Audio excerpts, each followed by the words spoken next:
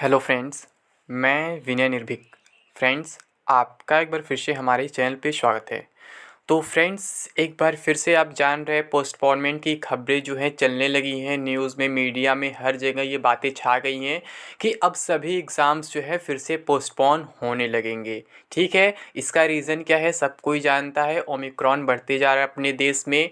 अभी मैंने कल एक वीडियो बनाया था ग्रुप डी एग्ज़ाम पोस्टपोनमेंट को लेकर के कि वो भी पोस्टपोन हो जाएगा। तो फिर बहुत से लोग कमेंट बॉक्स में ये पूछ रहे हैं कि एनटीपीसी सीबीटी 2 का क्या होगा, क्या एनटीपीसी सीबीटी 2 भी पोस्टपोन हो जाएगा या फिर एनटीपीसी सीबीटी 2 करा दिया जाएगा, केवल ग्रुप डी पोस्टपोन किया जाएगा। क्योंकि एनटीपीसी सीबीटी 2 में ज़्यादा समय नहीं लगेगा, क्योंकि 3 से 4 दिन का वो एग्ज़ाम है। ठीक है, 14 से 18 दिन, 5 दिन का लगभग एग्ज़ाम है। तो क्या उसे कंप्लीट कराया जा सकता है या फिर इसे भी पोस्टपोन करा दिया जाएगा। तो फ्रेंड्स, मैं आपको बता दूं, इससे पहले भी कुछ एग्ज़ाम्स जनवरी वगैरह में कुछ स्टेट गवर्नमेंट्स, कुछ सेंट्रल गवर्नमेंट्स के, तो वहाँ पर भी पोस्टपोनमेंट की चर्चाएं अभी से स्टार्ट हो गई हैं।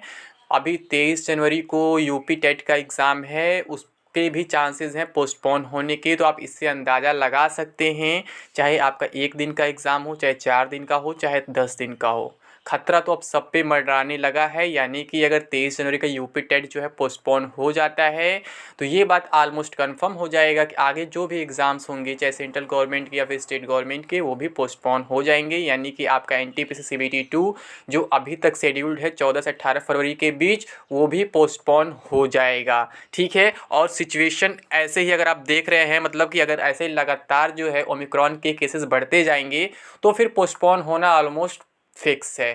ठीक है, लेकिन अगर यहाँ हम रिज़ल्ट की बात करें, बार बार आप लोग ये पूछ रहे हैं कि अगर एग्ज़ाम पोस्टपोन होता है तो रिज़ल्ट पे क्या इफ़ेक्ट पड़ेगा।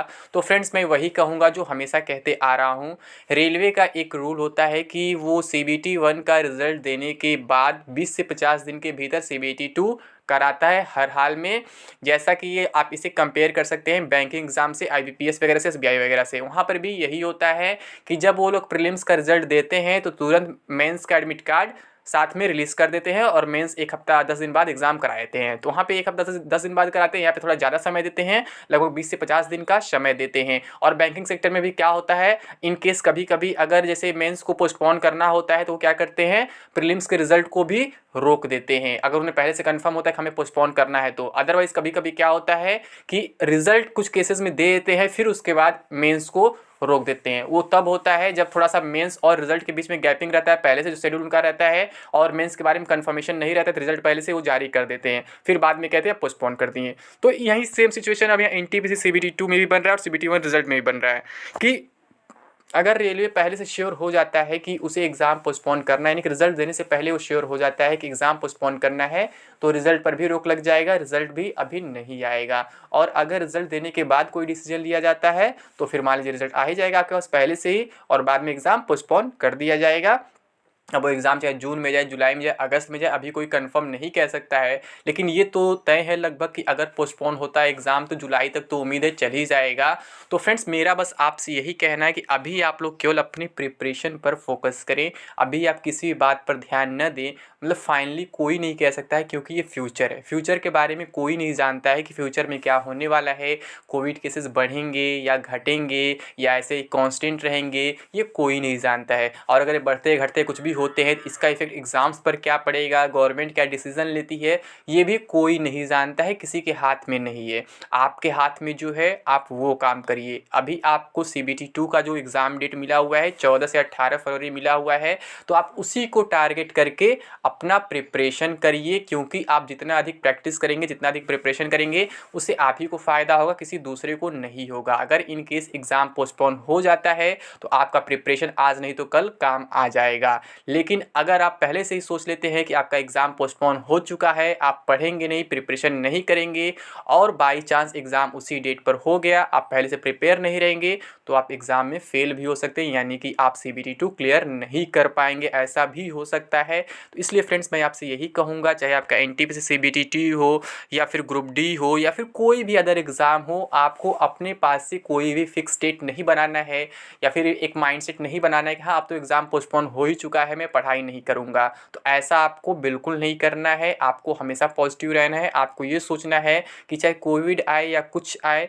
मेरा जो काम है मैं वो करता रहूँगा। बाकी जो आरआरबीज़ का काम है वो अपना काम करेंगे। अगर उन्हें एग्ज़ाम कराने लायक सिचुएशन दिखेगा तो एग्ज़ाम कराएंगे, नहीं कराने लायक सिचुएशन दिखेगा नहीं कराएंगे। लेकिन मेरा काम क्या है, केवल प्रिपरेशन करना, बाकी इसके अलावा कुछ भी मेरे हाथ में नहीं है। तो आपको प्रिपरेशन पर केवल फोकस करना चाहिए फ्रेंड्स। और मैं प्रिपरेशन के बारे में कई बार आपको बता चुका हूँ कि अधिक से अधिक आपको मॉक लगाना चाहिए और प्रीवियस ईयर पेपर सॉल्व करना चाहिए। और इन सबसे पहले फ्रेंड्स, सबसे पहले आपको सिलेबस चेक करना चाहिए, यानी कि सिलेबस में किस सब्जेक्ट्स में कौन कौन से टॉपिक हैं और किस किस टॉपिक का कितना कितना वेटेज है, ये सब जानना बहुत इंपॉर्टेंट हो जाता है। अगर हम एनटीपीसी सीबीटी 2 का बात करें तो एनटीपीसी सीबीटी 1 से बहुत ही अलग है। अभी भी मैं मार्केट में देख रहा हूँ बहुत से लोग सीबीटी 2 के लिए सीबीटी 1 के पेपर को सॉल्व कर रहे हैं, जो मेरे ख्याल से सही नहीं है। क्योंकि सीबीटी 1 के पेपर का लेवल बहुत लो है और सीबीटी 2 के पेपर का लेवल बहुत अप रहेगा। ये रेलवे का हमेशा का नियम रहा है, 2015 से मैं देख रहा हूँ।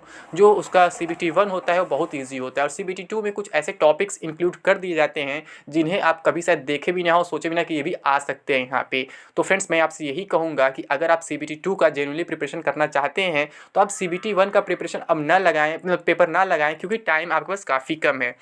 आपको क्या करना है, केवल 2015-16 में जो सीबीटी 2 हुआ था उसका पेपर आप लोग सॉल्व करें। इसके अलावा अदर कोई रेलवे के बीच में एग्जाम्स होंगे जिनके सीबीटी 2 हुए हैं, उनके पेपर्स को आप सॉल्व करें। लेकिन अब ऐसे लास्ट टाइम पे सीबीटी 1 के पेपर को बिल्कुल भी सॉल्व ना करें, क्योंकि सीबीटी 1 और सीबीटी 2 का आपस में कोई कंपेरिजन नहीं है। सीबीटी 1 में कम क्वेश्चन थे, टाइम ज़्यादा थे, उनका लेवल भी थोड़ा सा लो था। सीबीटी 2 में क्या है, अधिक क्वेश्चन हैं, ठीक है, टाइम कम है और लेवल भी थोड़ा अप है। तो आप इसे समझ सकते हैं कि दोनों में बहुत ज़्यादा डिफरेंस है, आपस में दोनों को कंपेयर नहीं कर सकते हैं। और सीबीटी 1 का पेपर सॉल्व करके सीबीटी 2 आप क्लियर नहीं कर सकते हैं। आप खुद देखेंगे जब सिलेबस उठाएंगे तो बहुत उसमें डिफरेंस भी आपको दिखेंगे। मतलब कहने का सेंस ये, चैप्टर के नाम तो वही रहेंगे बट क्वेश्चंस के लेवल जो है थोड़ा सा अप हो जाएंगे। यानी कि आप सीबीटी 1 से थोड़ा दूरी बनाइए और सीबीटी 2 से रिलेटेड जो क्वेश्चन पेपर्स मिलते हैं, प्रैक्टिस सेट मिलते हैं, उन्हें सॉल्व करिए। अदरवाइज आप सीबीटी 1 के लेवल को सॉल्व करते रह जाएंगे और सीबीटी 2 आपके हाथ से निकल जाएगा, आप उसे क्लियर नहीं कर पाएंगे। तो फाइनली मैं आपसे यही कहूँगा फ्रेंड्स,